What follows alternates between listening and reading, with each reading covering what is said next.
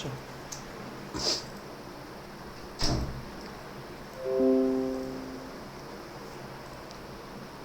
Good evening to all. Welcome to the third day of a webinar on design on on-grid and off-grid rooftop solar power plant. So basically in the last two sessions we were discussing about how to prepare the design report. In the first lecture we have seen basically what are the parameters are there whenever we are talking regarding the particular preparation of a feasibility study report and the simultaneous string calculations and how many number of panels were required. Then we have seen the panel orientation and the structure of placement of the solar panels and what are the parameters are essential whenever we are putting a solar panel over a rooftop area. We have seen the shadow analysis parameter in the Google SketchUp software and which are the parameter we should important actually whenever we are doing the shadow analysis, that also we have seen. Now in the today's session we are going to proceed on further parameter which is called as energy yield estimation. So basically whenever we install the solar power plant, our main aim is what? We want to extract the larger amount of the electricity from the given solar power plant actually. So that is why energy yield parameter is important. There are number of approach or people are referring to calculate the energy yield estimation. Out of one is the mathematical approach. Second is the softwarical approach. So like that we'll go to see one by one over here.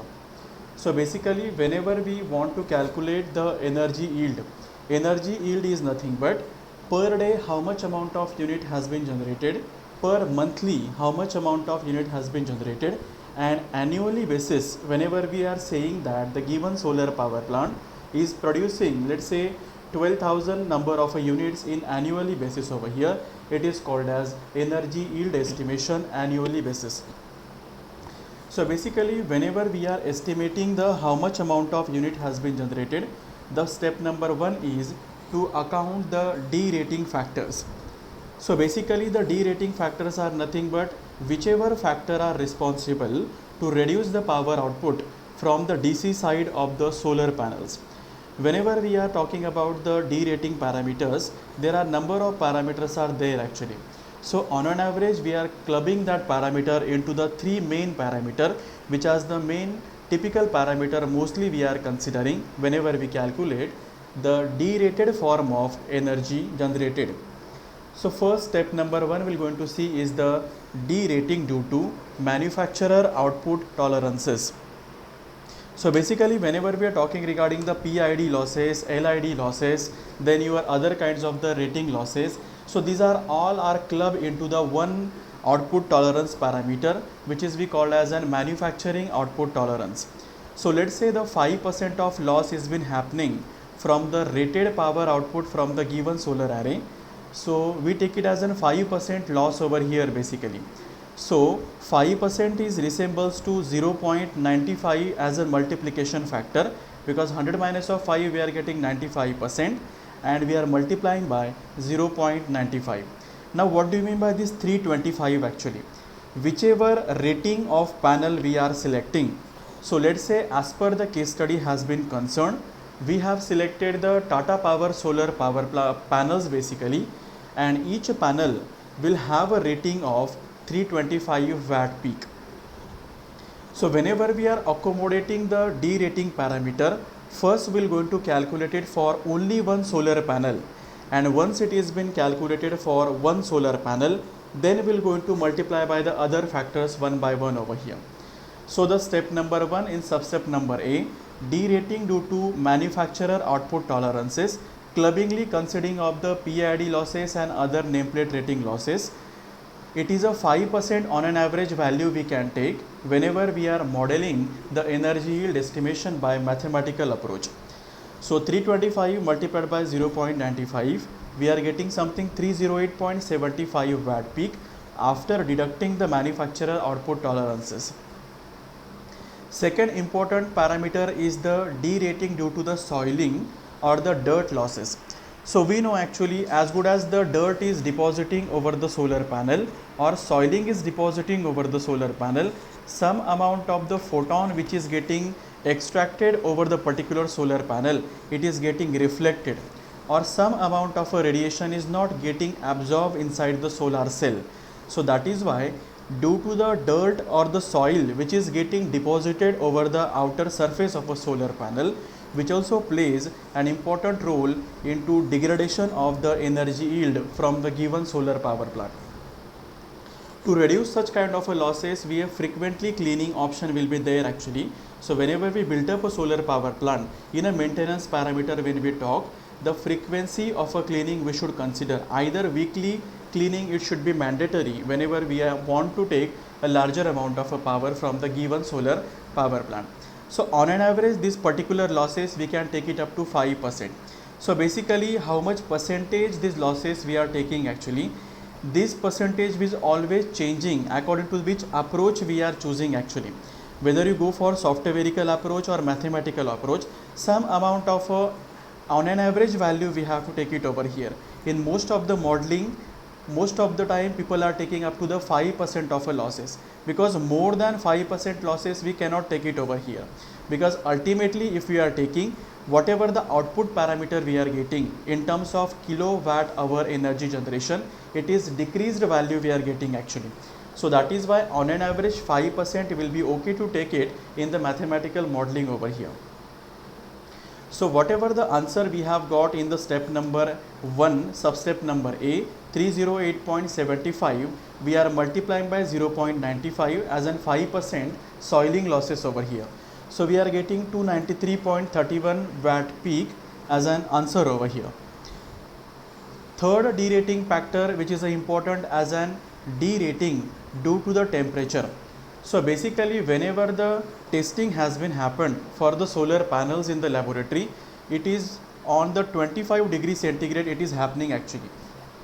So if we are putting the solar panels in the practical situation, due to the increase in the ambient temperature, some amount of the power is getting lost actually. So that is why in the mono-PERC type of a solar cell, when we observe, a passivated dielectric layer has been introduced in the monocrystalline type of the solar panels actually. The main aim of introduction of this passivated dielectric layer in the mono solar panels is that whatever solar radiations are falling over the solar panel, what we exactly want? We want absorption of a photon, but we don't want the absorption of a heat of the sun rays actually. As good as solar panel is absorbing the heat of the sun rays, ultimately it will going to affect on the minimum effective cell temperature.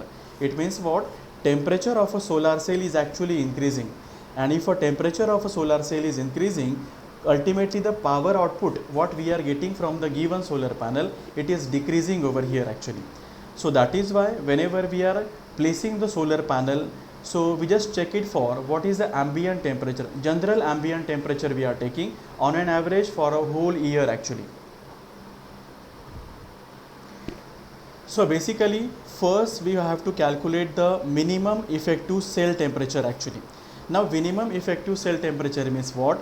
If the ambient temperature or a surrounding temperature, let's say it is 35 degrees centigrade on an average temperature of a particular site, 35 minus of 25, whatever answer we are getting, this is the minimum effective cell temperature we are calculating.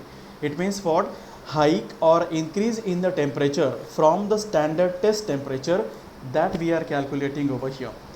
So let's say the particular site where we are installing the solar panel, on an average temperature is 35 degree. So the 10 degree temperature is the minimum effective cell temperature we have calculated. Second thing we have to choose is the temperature coefficient of the solar panel. Whichever solar module will be take it actually for your design, just check it for temperature coefficient in the data sheet.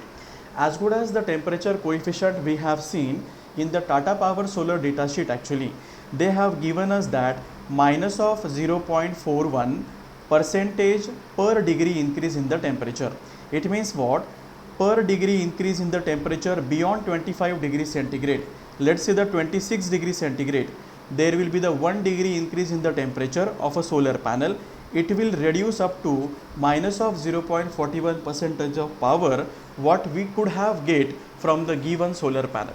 So that is why just check it for what is the temperature coefficient for the selected panel and just multiply this value by the minimum effective cell temperature. So it is a 10-degree increase in the temperature multiplied by 0.41 percentage per degree increase in the temperature. So we are getting here 4.1% is the net power loss we are getting due to the increase or the hike in the temperature. So 0.41 percentage loss will resembles to 0.959 as a multiplication factor, because 100 percentage minus 4.1 we are getting something 95.9 percentage over here. So we just convert into the multiplication factor. So we are getting here 281.28 watt peak as a power from the given solar panels. So we just convert this power into the kilowatt peak term for the further calculations.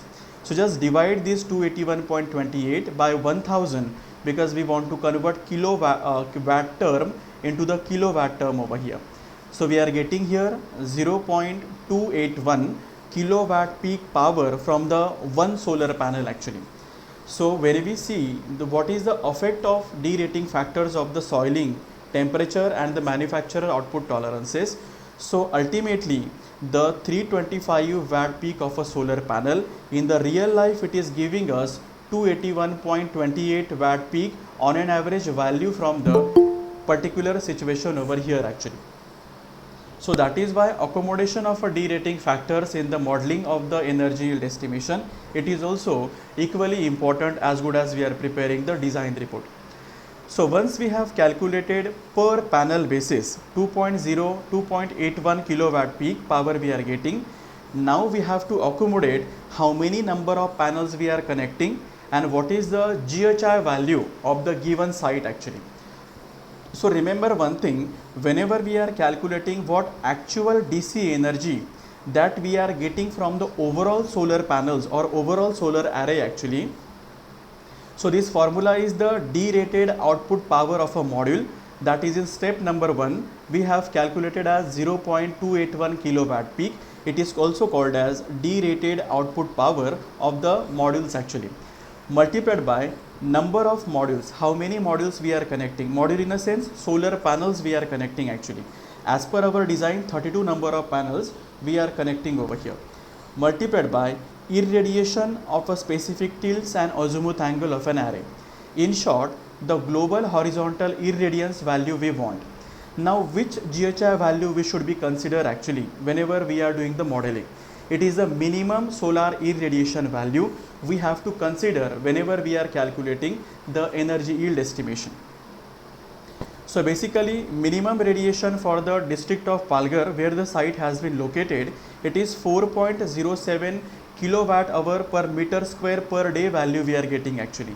So after multiplication of all three parameters we are getting 36.59 kilowatt hour of the unit has been generated on the DC side.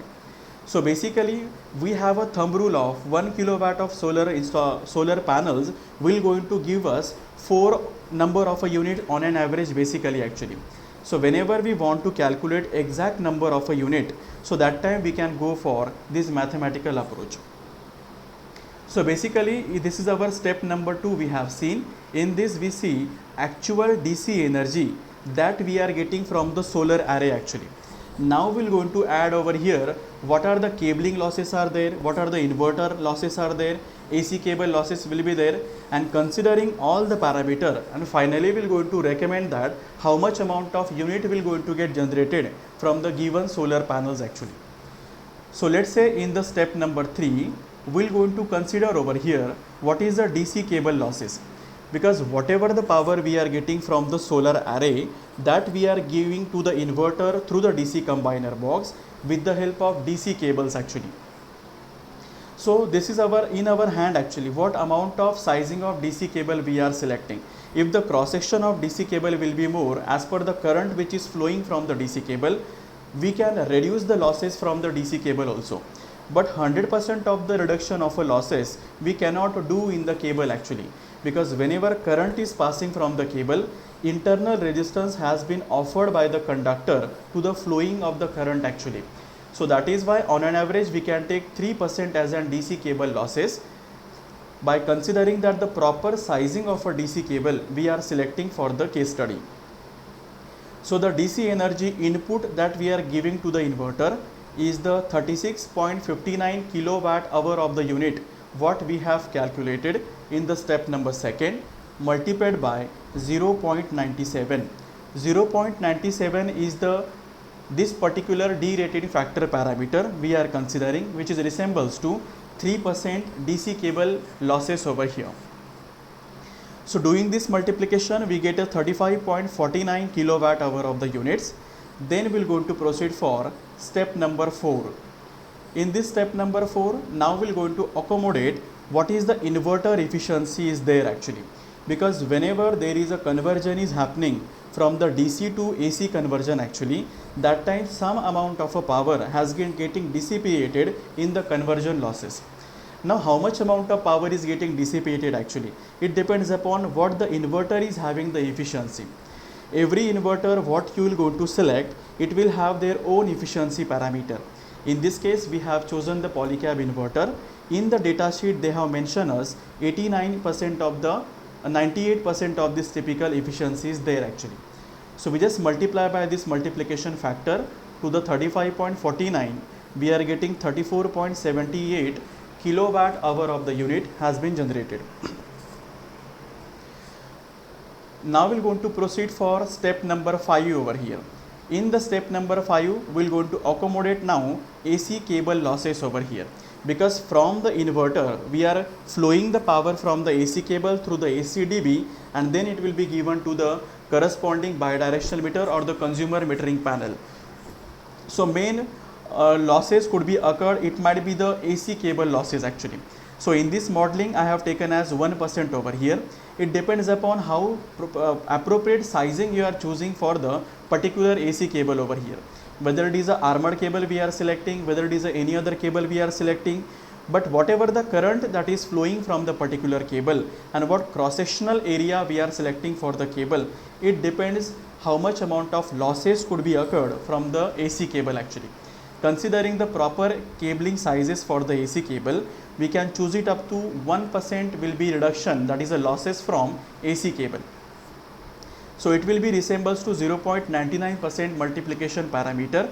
So the 34.78 into 0.99, we are getting 34.43 kilowatt hour of the unit has been generated after considering the AC cable losses. So basically this much amount of the unit we are actually feeding to the grid actually, or for the consumer utilization purpose. So when we want to calculate that the yearly basis, if the daily basis 34.43 kilowatt hour of the unit has been generated, multiplied by 365, which is the number of a day in the particular year. So after doing this calculation we can easily estimate that 12,566 kilowatt hour of the unit has been generated by the given solar power plant for the 10 kilowatt capacity. So whatever the calculation we have done over here, that is a 12,000 number of units over here. These units we have calculated on minimum irradiation basis. It means what? Whenever the solar situation will have a minimum solar irradiation, solar power plant could be able to generate at least 12,000 number of units for the 10 kilowatt of the capacity. But as good as the solar irradiation is increasing by some parameter over here, like in the March, January, February, likewise the season, the GHI which is falling over a site will going to increase. Simultaneously your solar electricity will also going to get increase over here. But doing for the financial modeling and other parameter, we at least required minimum amount of a unit generated by the given solar panels actually.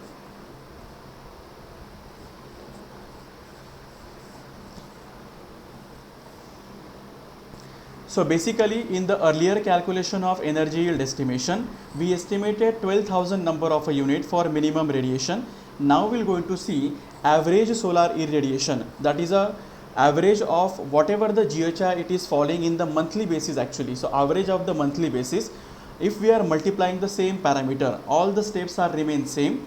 Only in the step number 3 this parameter will going to change over here. That is a GHI value will be the average GHI value we are considering now, which is 5.87 kilowatt hour per meter square per day over here. So after doing this calculation, when we are estimating over this, so we came to know daily basis 49.65 kilowatt hour will going to get generated. That is a quite good parameter will be there actually, because the 5.87 will be good parameter when we are talking regarding the GHI which is falling over the site actually. So when we multiply by this by 365, we are getting on an average 18,000 number of a unit has been generated in terms of electricity unit over here actually. So minimum we are getting at least 12,000 and max to max we can get up to 18,000 number of the units over here. So like that we can estimate how many number of the electricity units has been generated over here, and same that we can calculate in the Excel sheet also. So now we're going to see one Excel sheet approach actually in the very short period of a time, how we can calculate the energy yield estimation.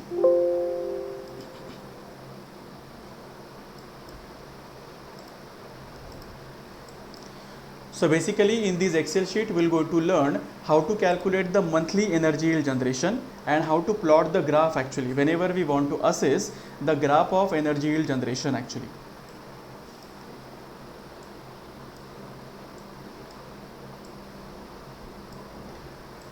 Fine. So basically I will going to provide this Excel sheet to you. Only thing is what you will have to do the changes in the average daily GHI value. So whichever site you will going to do the solar project actually, just mention the global horizontal irradiations of the particular site and how many number of panels you are using and what is the panel capacity you are choosing. So automatically with the help of this Excel sheet you can easily able to calculate monthly energy yield generation and yearly generation. So let's say as per this Excel sheet, when we see over here actually, first column is the number of months, that is January up to December. Second is your number of a day in the individual month. Third column is the number of panels we are using. So let's say 10 kilowatt we are using the 32 number of a panel. So write 32 and pull this cell up to the December month actually. So it will automatically just pull this value up to the December month. Fourth column we'll going to see is the panel capacity. So in this case we have selected 325 watt peak of the panel capacity. So just write this particular panel capacity and just pull the cell up to the 25 up to the December month over here basically. So it will automatically just copy this value. Only whenever you're going to use the Excel sheet, just make it changes in the GHI value, that is a monthly basis. You have to extract the values from the NREL software. We're going to see that how to extract these values actually. Then the sixth column is the final power output of the solar module. So whatever the approach we have seen actually in the mathematical approach, same we're going to plot in this Excel sheet actually. So what we have seen, whenever we want to calculate the final power output from the individual solar module in terms of kilowatt peak actually, so it is nothing but the what is the rating of a panel will be there. So equal to in a bracket, what is the rating of a panel, that is 325 multiplied by D rating due to manufacturer output tolerances. We have taken 5% loss, so factor will be 0.95. Then we have to consider the soiling losses. So we have considered 5% of soiling losses, which will resembles to 0.95 as a multiplication factor. So we just going to do as 0.95 for a soiling losses. Then third parameter we have seen is the temperature increase factor. So we have seen 4.1% is the particular temperature factor we have seen, that is the temperature losses. So it will going to resembles to 0.959 is the temperature increase factor. So only thing you have to ensure whenever you're going to use the Excel sheet, you have to calculate the temperature losses and just do the small changes over here, that is 0.959 as per your site condition. What is the minimum effective cell temperature will be and what is the temperature losses will be. Only thing you have to make it changes over here. Bracket complete. So we want answer in terms of kilowatt peak actually. So divide by 1000 over here. So it is a panel capacity multiplied by D rating losses multiplied by the soiling losses multiply by the manufacturing and the temperature losses over here and enter. So it will show us on an average 0.28 kilowatt peak is the individual solar panel power we are actually getting from the individual panel.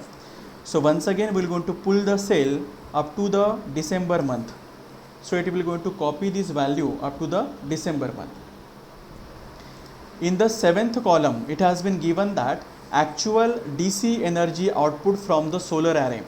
So basically what amount of energy output we are getting from the overall solar array.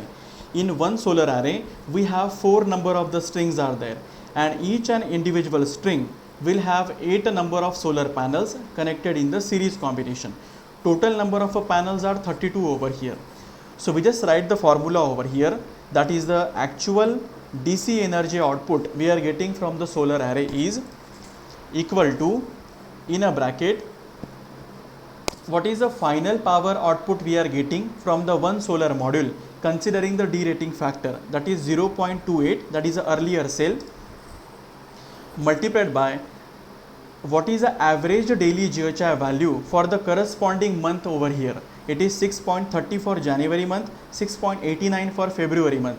So we are just going to consider for January month, multiplied by how many number of solar panels we are connecting.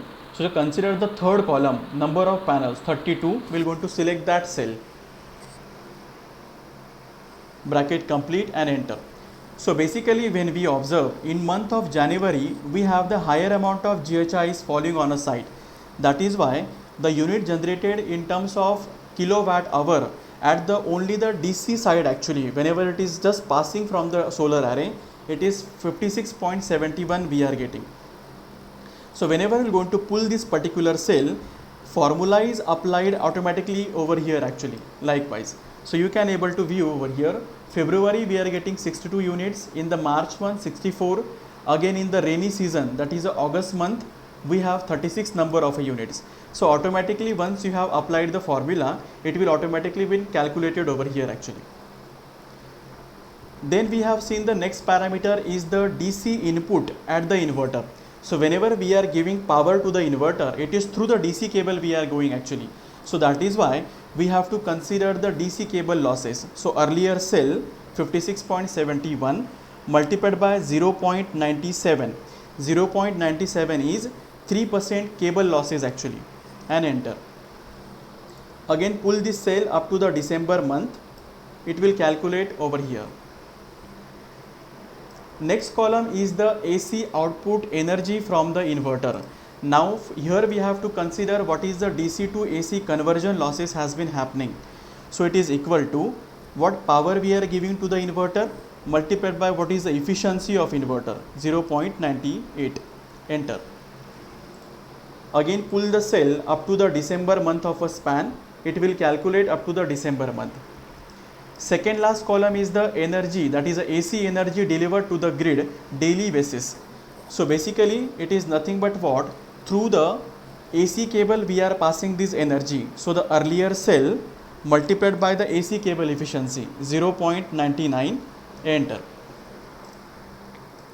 Up to the December month, it will calculate daily basis over here. And last column is monthly AC energy delivered to the grid, is the what daily basis we are getting, 53.37 for January, multiplied by how many days are there in the particular month. So the column number of second actually, number of days in the month, this cell we have to choose over here actually, and enter. So it will calculate and just pull this cell up to the December month. So the monthly basis and yearly basis it will going to just calculate over here. So let's say if I want to analyze this typical energy generation by graphical method, so we have to select the cells from the January month up to the December month, that is the last column, go to the insert. Here actually the graphical command has been given. In the graph, 2D graph we can plot it over here. So in terms of a bar chart we can easily analyze, and this chart we can mention in the detailed design report. Just click on any of the individual column, write the add data labels. So we just increase the font of it. Fine. So basically from this typical graph we can easily analyze which month we are getting the higher number of the energy and which month we are getting the lesser number of energy. Typically in the 6, 7 and 8, which is the June, July, August and September, which is a typical rainy season in the particular district. So that is why due to the diffuse radiation we are getting the lesser amount of the energy yield over here. So that is why whenever we prepare the report, so we have to add this typical Excel sheet printout in that report, and we can also add this typical graphical analysis in the design report.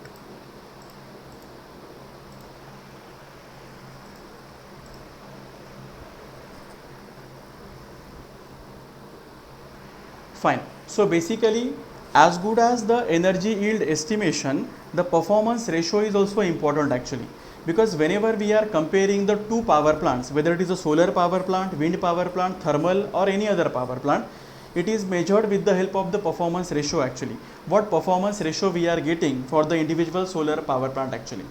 Performance ratio is nothing but what? It is the what practical energy we are getting from the given solar power plant and what ideal energy we can get from the given power plant actually. It means what 18,000 units we are getting actually from the given solar power plant, divided by when we consider the ideal situation, that is whatever amount of radiations are falling over the solar panel, if that absorb in the particular solar panel as per the manufacturer rated capacity actually, what could have been energy we can get from the solar array. These two parameters we are comparing over here actually, and from that how quality installation we are doing on the particular site, that we can assess over here. So how much capacity or how much quality of the given solar power plant you have, this can be assessed with the help of the performance ratio actually.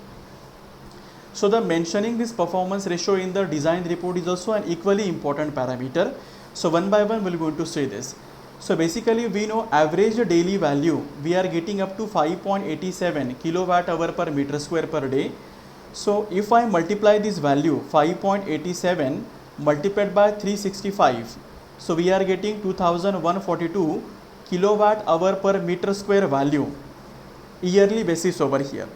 So whenever we see the rated power output of an array at the standard test condition over here, it means what? 325 watt peak of a solar panel multiplied by 32 number of a solar panel. As per the manufacturer is saying that the given solar panel can able to generate 325 watt peak of a power from the one solar panel.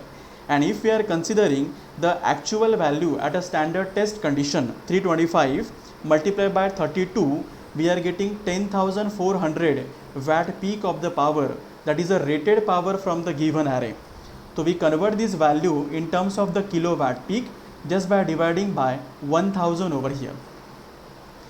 So basically when we want to talk about the ideal energy from the array per year we could have generated actually, it is the 10.4 kilowatt peak multiplied by 2142.55 kilowatt hour per meter square per day. So basically this value is nothing but whatever the GHI value we are getting, we are converted into the yearly GHI value, and this 10.4, this is nothing but the rated capacity of the solar panel multiplied by how many number of panels we are connecting. So in terms of kilowatt of the unit we are calculating these actually. So we can from this able to generate 22,282 kilowatt hour per year. This much amount of a unit it is having the potential to generate actually. It means what? When we consider the very ideal situation in this case, so the 10 kilowatt capacity of a panel will have a ideal capacity up to 22,000 number of a unit it could able to generate actually. But this will not happening in the practical situation, because number of losses are there are practical situations are there, cloudy situation will be there. So that is why some amount of a power will getting dissipated and some will getting lost in the atmosphere actually. So that is why performance ratio is what practical value we can able to generate divided by what ideal value we could have able to generate over here. Just do this calculation over here, you will get the performance ratio of your solar power plant that you are selecting. Generally whenever any tender floats actually, whenever most of the cases the utility supplier they are floating the tender saying that wants to install the solar power plants in the different districts areas actually.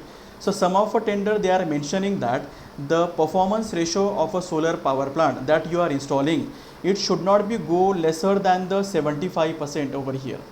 Ideally, generally when we are talking, performance ratio of solar power plant is varying from 65% up to the 80% over here. Very rarely we are getting the 80% of the performance ratio of the solar power plant. So on an average, when we are talking, if you are getting the 75% as a performance ratio, which is 0.75 actually, so it is quite good for the quality design and the quality installation of the given solar power plant actually. So whenever we mention prepare the design report, it is a quite important parameter to mention the performance ratio of the given installation of power plant.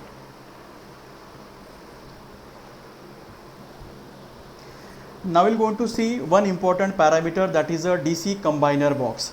So basically some cases some people are saying it is a DC DB, some will say it is a DC combiner box. So basically DC combiner box is simply nothing but what? Whenever we are joining the number of strings with the help of fuses. I'll just draw one diagram actually, so it will be more clear.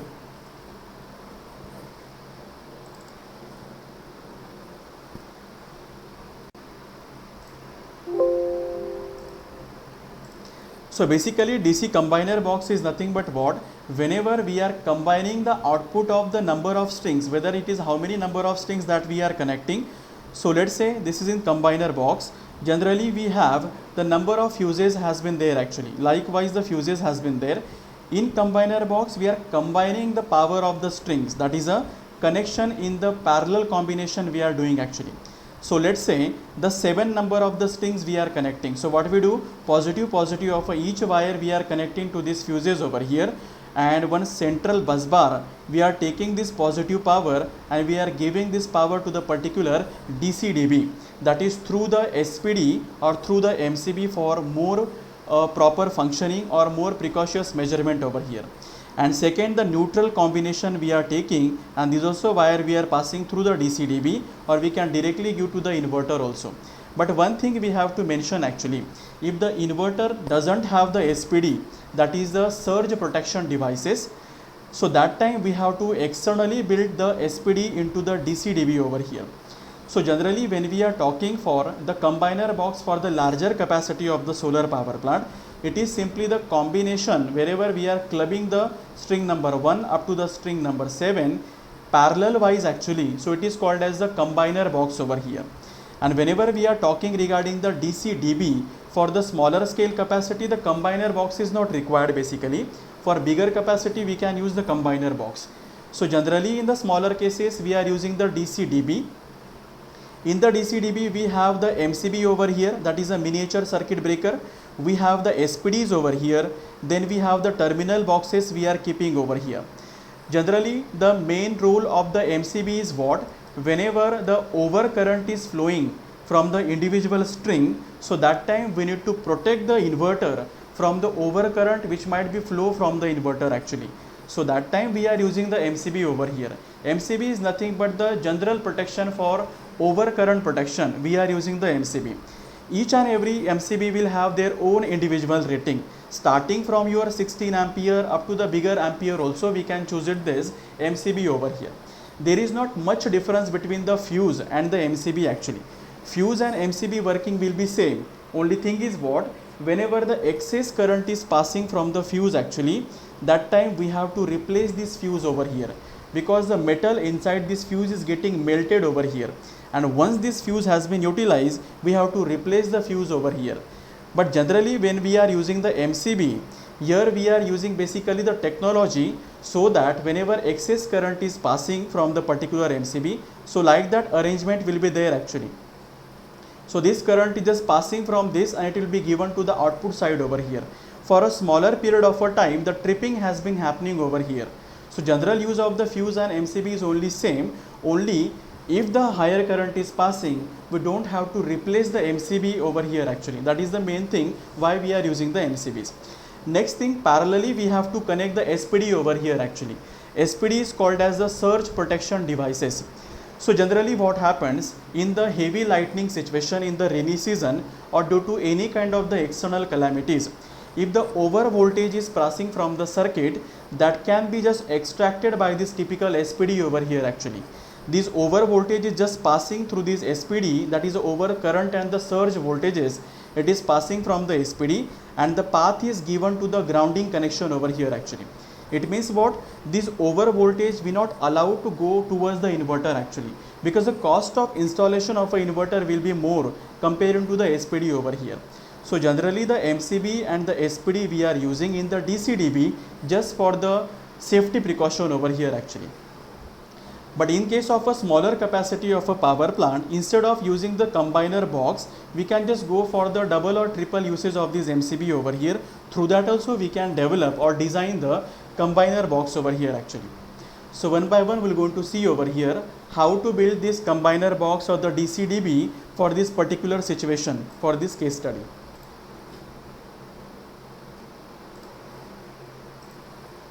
So basically for 10 kilowatt capacity of the solar power plant, we have two number of NPPT connections are there, and individual NPPT connection we are attaching the parallel combination of the two strings over here actually.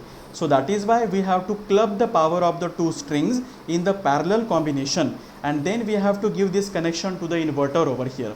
So for that purpose we require the MCB over here. Two pole MCB we required, one for positive, other for negative connection over here, and total quantities of MCB required are 4 quantities. Then we required the DC SPD. In this DC SPD 600 volt is the specification has been given, and for the 600 volt of the DC SPD, voltage surge it can sustain is up to the 2800 volt, and the current surge it can sustain up to the 20,000 to the 40,000 ampere over here. So total SPD we require two number of SPDs over here. Then we require the terminal boxes. So the specification of this terminal box is up to 32 ampere current it will going to handle over here, and up to the 600 volt it will going to handle. Screw size is M4, wire sizing is 6 mm square over here. Now the question comes here, how to decide the rating of these MCB and the SPDs over here actually. So basically generally what happened in this earlier situation, whenever we have seen the two strings we are combining over here in the one individual combiner box over here. So whenever we see the voltage that we are getting, it is something 297.6 volt we are getting, and the current that we are passing it is something 17.44 ampere we are passing. And per individual wire, that is a per individual string basis, the current was 8.72 ampere over here actually. So whenever we are going to connect the wiring of this typical string number 1 to the MCB number 1, so that time double the size of the current which is flowing from the individual string, that size we have to choose according to the market standard. So the 8.72 ampere which is the current flowing from string number 1 multiplied by the 2, we are getting on an average 16 ampere market size rating of the MCB over here. So like that, whenever we are going to choose the MCB sizing, so double the ampere current which is flowing from it, that we have to select according to the closer marketing sizing over here actually. So in this case we have selected as an 16 ampere over here. So basically whenever we want to make a DC combiner box or the DC-DB at our home or the particular on-site also, that time just do the some kind of the calculation, that is how many number of strings we are combining and all that, we can easily make the design of the DC combiner box over here. So in this case we are using the first MCB, this is your second MCB over here. So we know in the combiner box number 1, that power we are giving to the NPPT connection number 1. So here we are going to club the output of the two strings. So from string number 1, this is a positive connection, string number 1 negative connection. Again this is a string number 2 positive and string number 2 negative connection. So the rating of this MCB is the 16 ampere, and what current we are passing, it is 8.72 ampere over here actually. So double size we have selected. So if any situation over current is passing more than 16 ampere, this will going to trip over here actually. So that time once again we will have to on the particular thing, and we have to check it for where actually the short circuit is happening in the individual string basis over here. So likewise, these MCBs also have the 16 ampere, and the parallelly we are connecting this SPD over here, which is having the standard rating of the 600 volt, which is acceptable of 2800 volt, and the current surge of 20 kilo ampere also you can say over here. And on side, this is a positive terminal box for the combination of the string positive wires, and the second terminal box we are using for the combination of the neutral wire over here. So whenever we are actually doing the connection over here, this is a string number 1, this is a string number 2, this is your SPD. So the positive wire we are giving to the terminal box, again this positive wire is the terminal box. So here actually the combination of two positive wires and the clubbing of the power is happening, and one wire we are actually passing, and this wire we are giving towards the inverter connection. Secondly, the neutral connection, again this neutral connection combined at this terminal box, one wire it has been passing, it has been given to the inverter. So it is positive negative MC4 male and female connectors we are giving to us the inverter over here. One thing we have to choose over here actually, wherever we are doing the connections of the SPD, it should be connected in the parallel combination. It means what? It will not going to interfere in your particular voltage and the current. It will only active whenever the over voltage is passing from the circuit. So that time, once the over voltage has been passed from this SPD, we have to replace the SPD or the purchase a new SPD and once again fit it inside the combiner box. Only one time we can use the SPD over here actually. Very rarely this typical SPD can be utilized. So that is why this connection we are doing in the parallel connection mode over here. So positive and negative connection over here. Parallelly we can connect the SPD over here. So whenever we see the circuit diagram of this SPD, I mean a DC combiner box over here. So like that we can draw in the AutoCAD actually. Just see this DC combiner box over here. So the output of these two strings, string number 1, string number 2, is been given to the DC combiner box. So it is a 2-pole MCB. Each MCB will have the 16 ampere capacity, 2 number of quantity will required.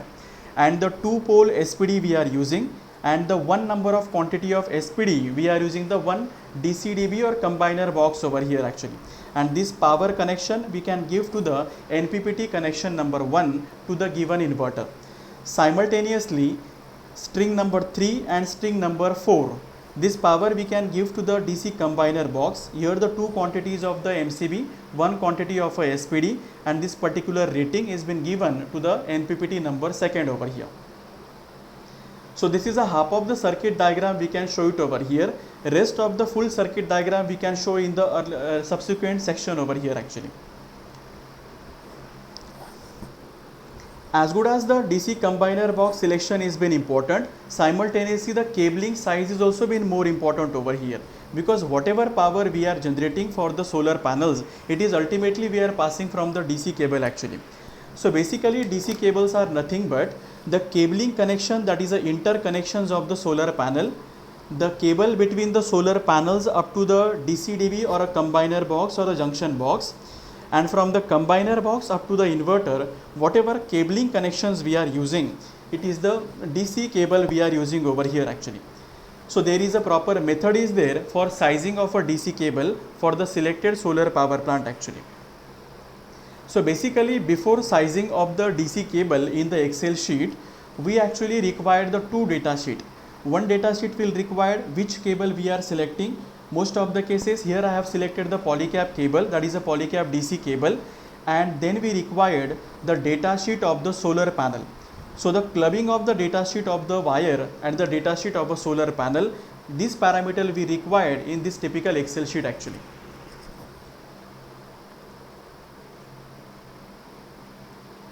So basically whenever we are going to start the sizing of the DC cable actually, generally most of the cases we are not attaching the solar panels more than 20 actually. Most of the cases it will happen.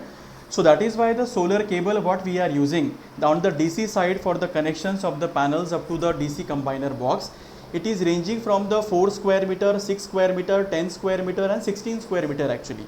So basically first we will have to start from the 4 square meter.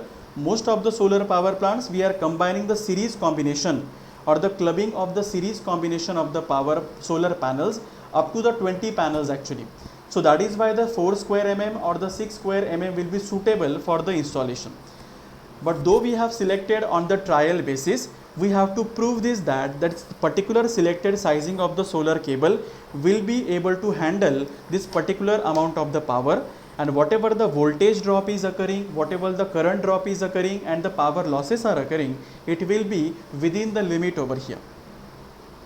So basically in the step number 1, we required the specifications of the solar panel. So from individual solar panel specification we have seen Tata Power solar panel we have selected. This is the maximum power we are getting, 325 watt peak. Open circuit voltage is 45 volt. Short circuit current is 99.16 ampere, and maximum working voltage VMPP voltage is 37.2, IMPP is 8.72 ampere. So basically here we have to calculate the fill factor. So fill factor is nothing but what? We can calculate with the help of formula also here.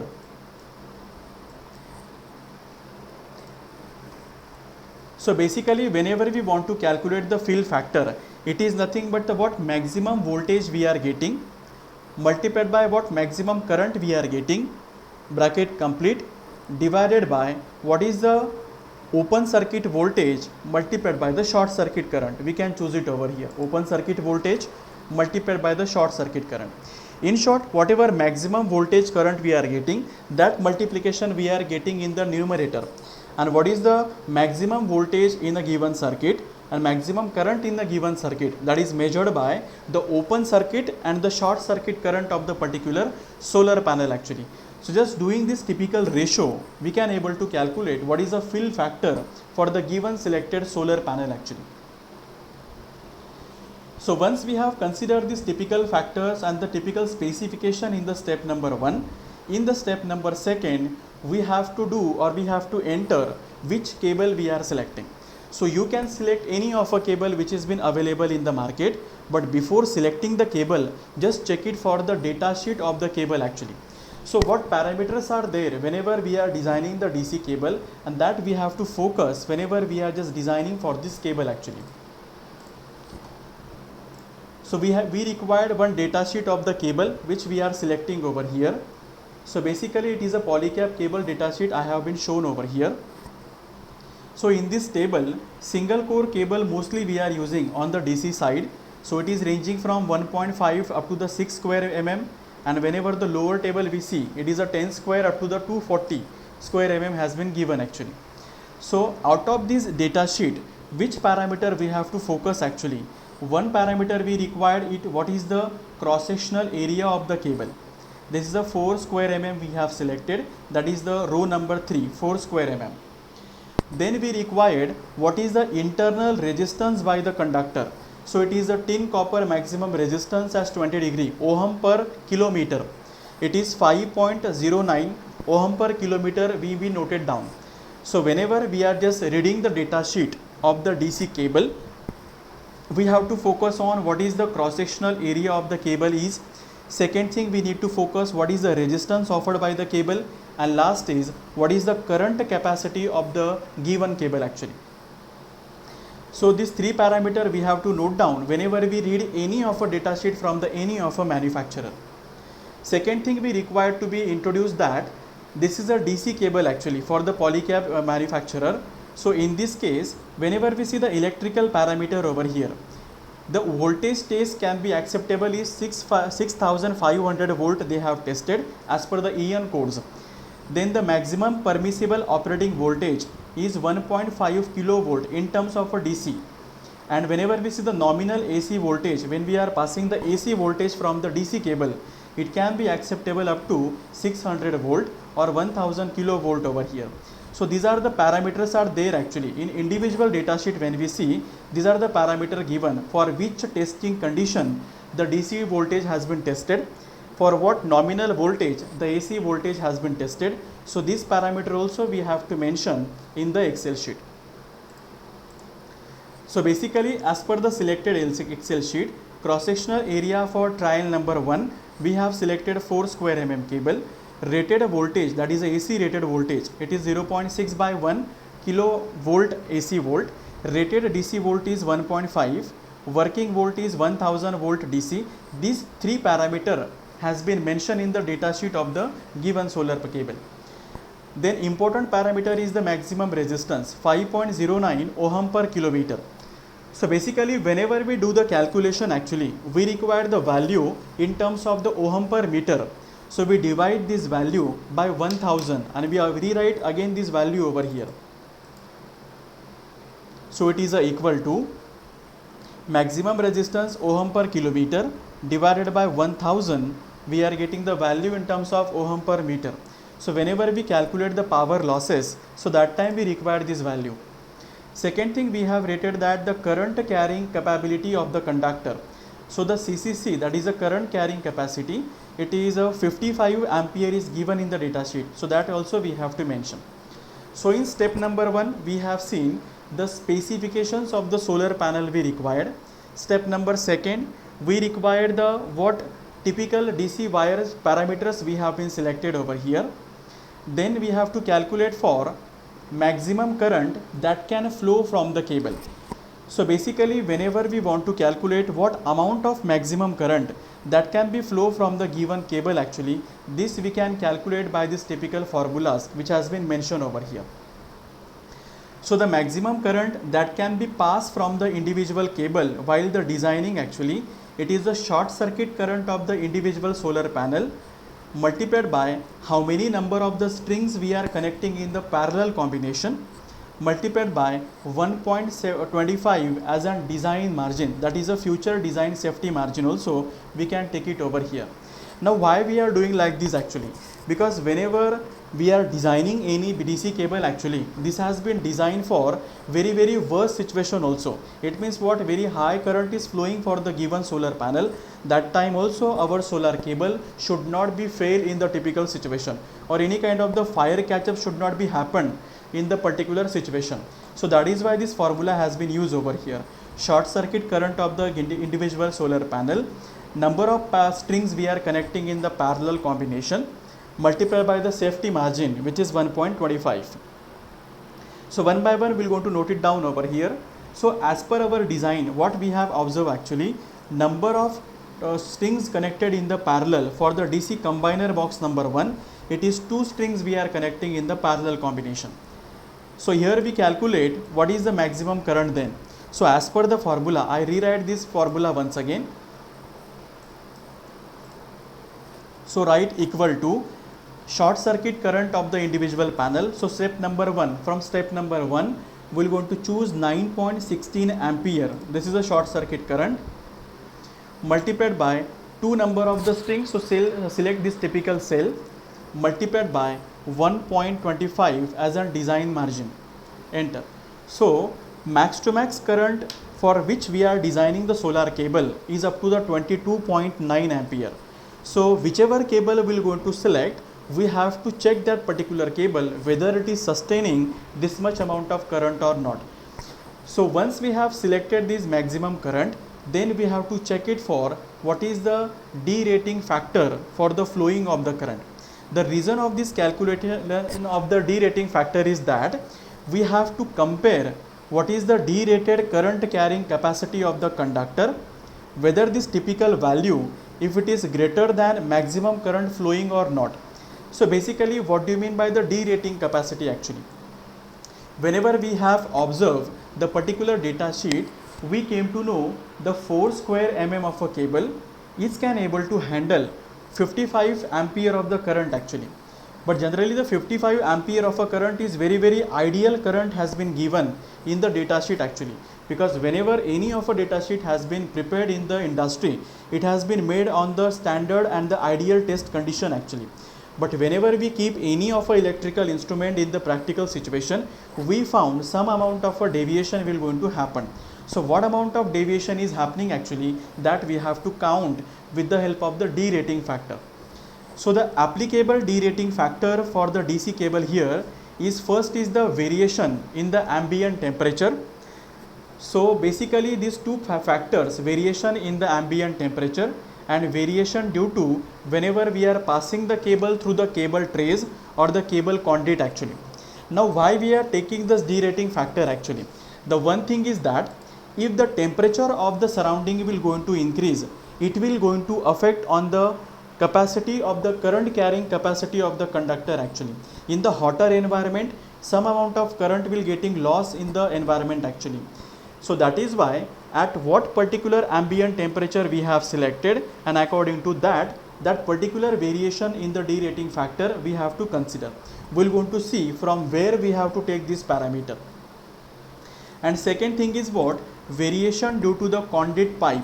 It means what? Whenever we are doing the cable management, so generally what will happen, number of cables we are actually passing from the cable trays or through a plastic conduit pipe, we are passing this cable and we are giving the proper routing of the cable over this rooftop area or the ground mounted project over here actually. But generally what happened, whenever we are just clubbing the 2 or 3 wires with each other, so that time each wire will carry the particular amount of the current actually. So according to the law of Faraday, it is saying that whenever any kind of a current will pass from the cable, electromagnetic field will going to develop around the cable actually. So that is why whenever the two cable we are keeping side by side, the electromagnetic field of the two cables are interfering with each other. That is a EMI effect also we can say. And that is why also the current carrying ability of a conductor is drastically getting decreased over here actually. But there is no option for us that we have to keep the cable management actually. So that is why before selecting the cable, just consider that parameter also in the calculation of derated current carrying capacity. So for considering these two parameter, we require the data sheet of the again the polycab cables over here. So once again we will going to select the data sheet of a solar panel, polycab inverter over here.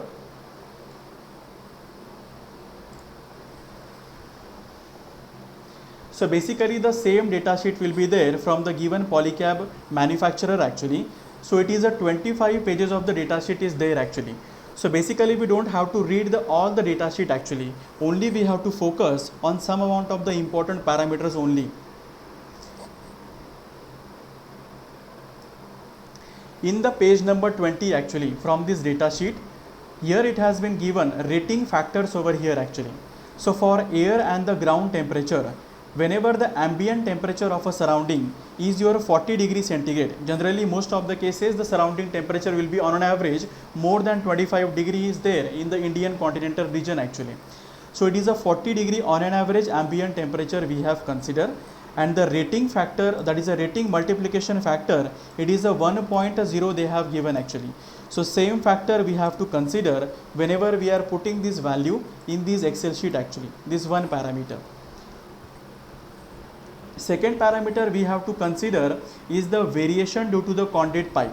So basically we are designing the cable for the DC combiner box number 1. So the two number of strings has been connected in the parallel combination. So on an average the 4 number of cables are there, 2 for the positive and 2 for the neutral connection for the combiner box actually, or the typical 2 strings over here actually. So this we can calculate by this formula 1 upon root n, where n is nothing but how many number of cable we are actually inserting into the cable trays or the typical conduit pipe here actually. So we are having the 4 cable for particular string number 1 and 2 whenever we pass a cable trays over here. So it is n is equal to 4. So 1 upon root of 4 we are getting this value as an 0.5. So this value will getting to be differ actually according to the design to design. How many cables you have selected, how many number of strings you are combining over here.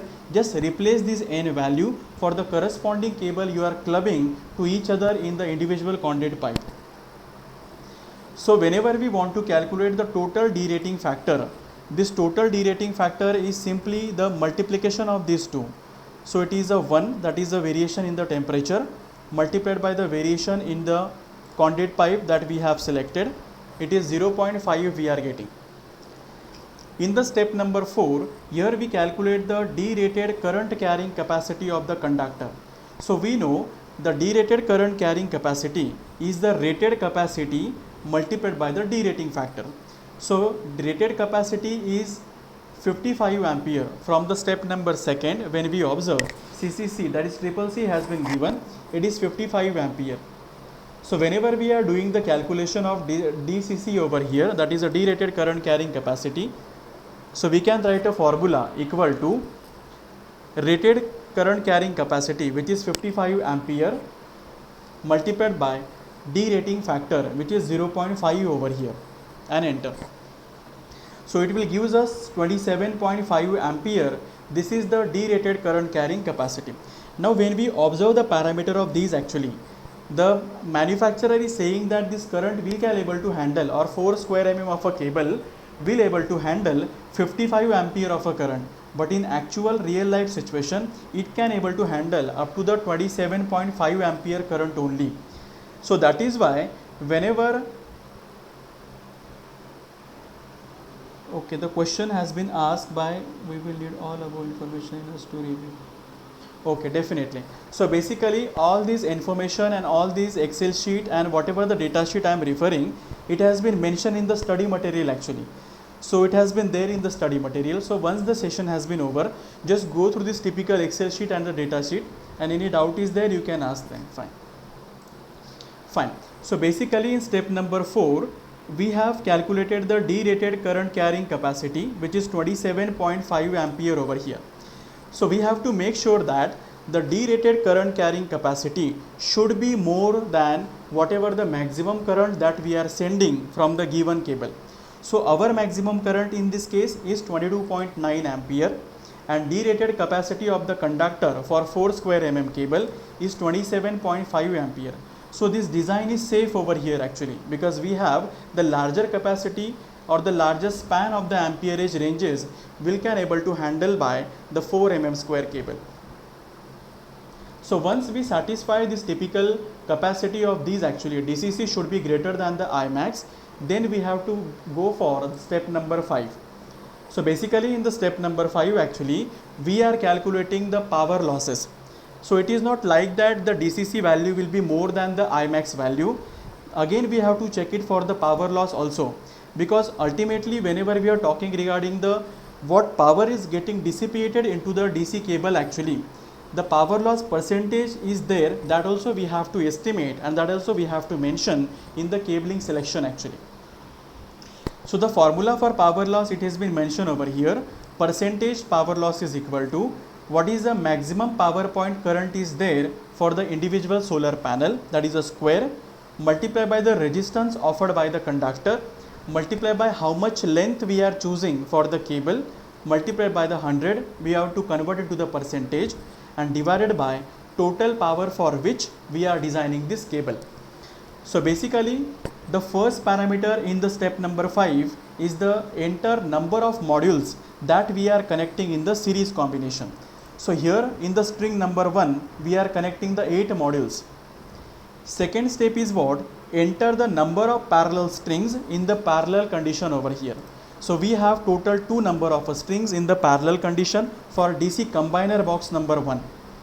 Again, the rating of the individual solar module, we have it is 325 watt peak of the module. Second thing is what? Whatever the 2 number of strings we have chosen, the current will getting multiplied over here actually.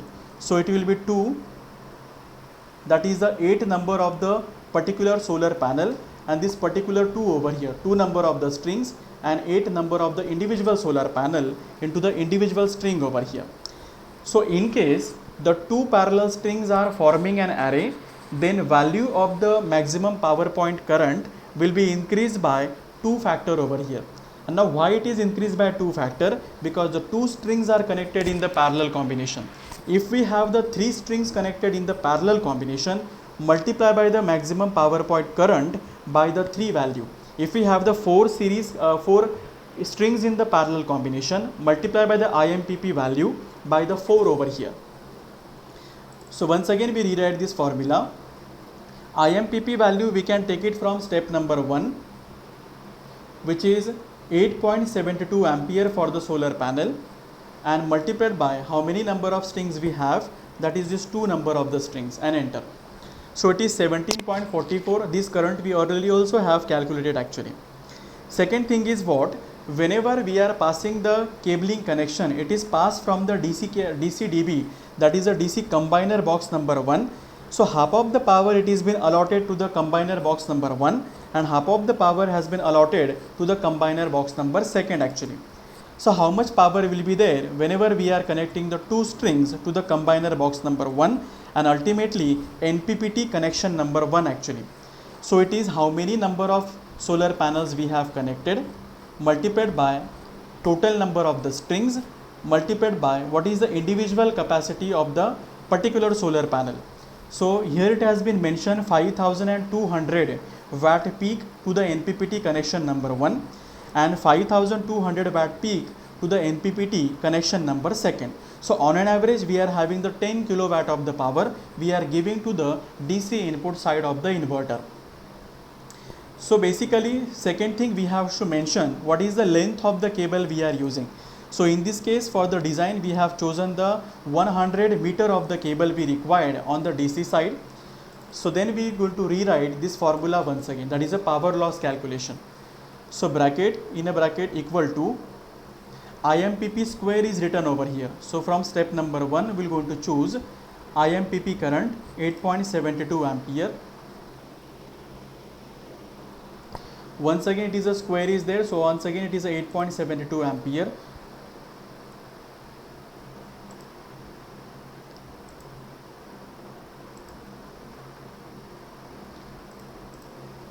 Multiplied by the resistance of the conductor. So resistance we have to take from the step number 2nd in terms of ohm per meter actually to you balance the number of units what we are choosing over here.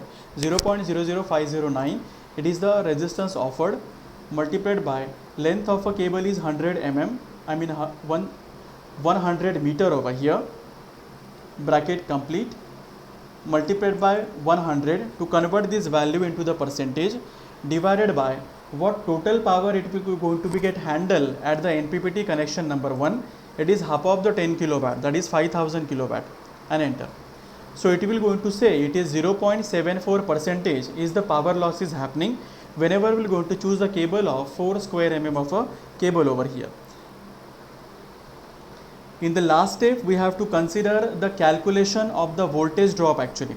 So voltage drop formula is the IMPP current of the solar panel multiplied by the resistance offered by the conductor multiplied by how much length under consideration multiplied by the 100, that is a percentage conversion, divided by total input voltage. So per NPPT basis how much amount of voltages we are passing per NPPT basis. So it is the 297.6 we have calculated this value. So the voltage of individual PV module, that is a VMPP voltage, as per our calculation this value is 37.2. we have taken this value from the data sheet 37.2.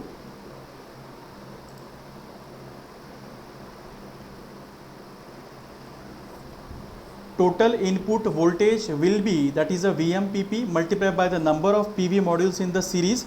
So we know this value we have calculated as 37.2 multiplied by the 8 and per NPPT input basis 297.6 over here.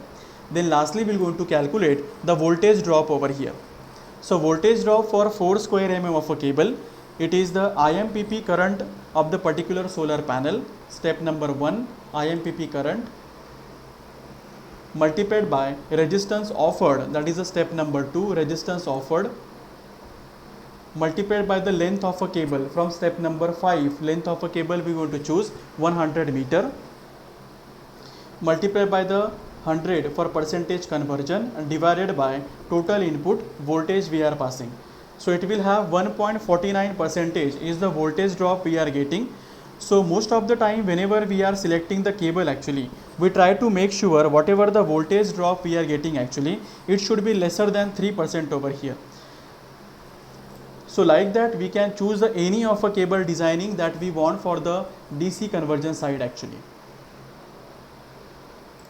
Fine, any of a doubt will be there in the today's session, you can ask it over here.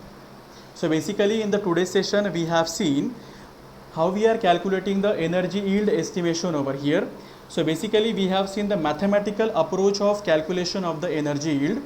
In this energy yield we have seen the two parameters actually. One is the minimum irradiation situation and other is the average irradiation situation. Then we have seen the next parameter regarding the performance ratio, how we are actually calculating the performance ratio and what is the basic significance of the performance ratio under the calculation for this. Then we have calculated, seen the DC combiner box parameter, what specific rating of the MCBs and SPDs we have to be selected, and how we can make the DC combiner box as per our design will be concerned over here. Then we have seen the pattern of the selection for the DC cabling connection over here. For cabling connection or the cabling design, we require the solar panel datasheet. We require the datasheet of the individual solar cable that we are choosing, and with the help of this Excel sheet, we can easily calculate what amount of particular sizing will be there, what is the power losses will be there, and ultimately the voltage losses will be there. If any doubt will be there in the today's session, you can ask.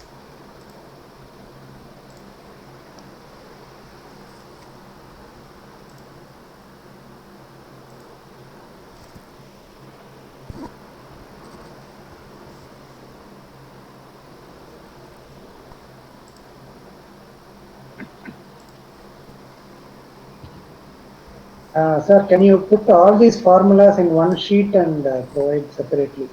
Yeah, definitely, because wherever whatever Excel sheet I am giving to you, know, it is having the ready-made formulas actually.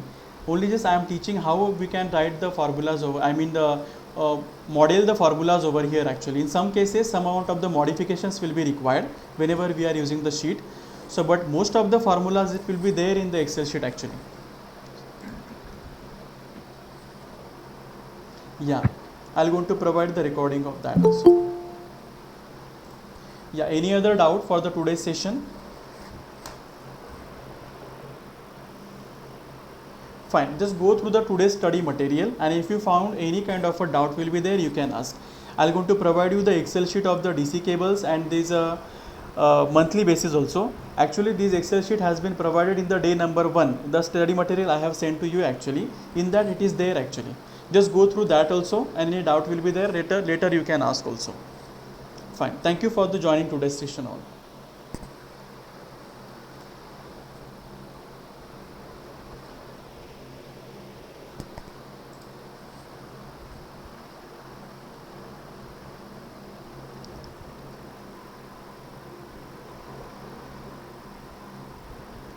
Yeah, so basically one candidate have the question that in DCDB we have to use the same number of MCB as a string.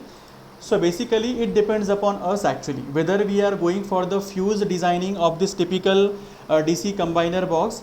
If we don't want to use the MCB, we can use the fuse connection also, because ultimately what we want the connection in the parallel clubbing over here actually. But ultimately whenever we are using the fuse also, then also we have to use the MCB and the SPD over here for the more safety design of the project. So that is why if the solar project will have the 2 number of the strings, so we can use the 2 MCBs over here actually. Separate MCB will require.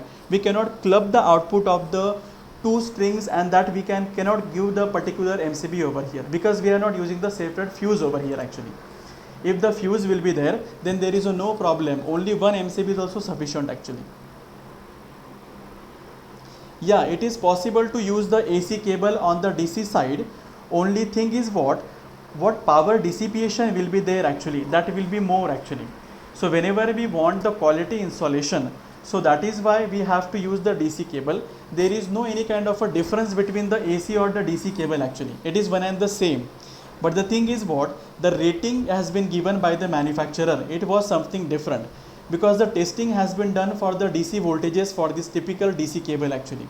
So that is why if we are using the DC cable on the DC side, it will be better actually. Ultimately we are getting the somewhat higher amount of the power, not higher, but quality installation we can do it over here actually.